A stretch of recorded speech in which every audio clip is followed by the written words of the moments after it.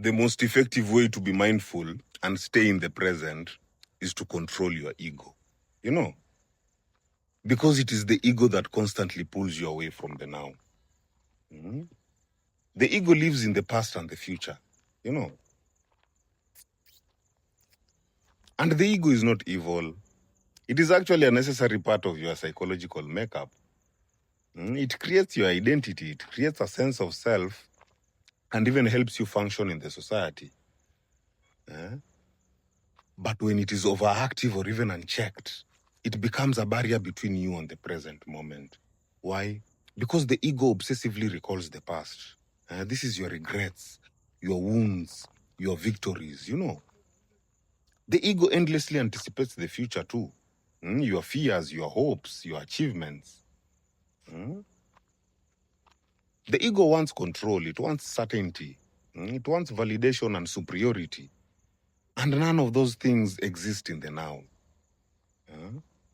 The ego needs something to grasp or protect, while the present moment needs nothing. It just is. And that's why the ego resists it. You need to understand mindfulness is the opposite of ego.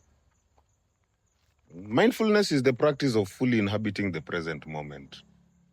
It doesn't ask you to erase your past or even ignore your future. It simply asks you to return to where life is actually happening. Right here, right now. To be mindful, you must be able to observe your thoughts without clinging to them. You must be able to witness emotions without becoming them. Detach from narratives, from judgments, and even assumptions. All ego-driven responses. And this requires ego regulation. Here's how ego disturbs presence. When you're mindfully walking, or even breathing, or even just listening, the ego might say, you're wasting time. You should be more productive. What will people think if they see you like this? Are you sure you are doing this right? What if you fail? These are ego intrusions. They disconnect you from the experience of being here and drag you into worry. They drag you into defense or even comparison. You need to understand controlling ego is not erasing it. You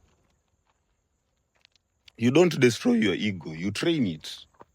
You teach it that you are safe without control, that your worth isn't tied to performance, and that peace doesn't come from perfection. To control your ego means to pause before reacting, to choose awareness over assumptions, to accept the moment as it is. When you do this repeatedly, the ego becomes quieter, and in its place, presence becomes louder. My people, heal. Heal.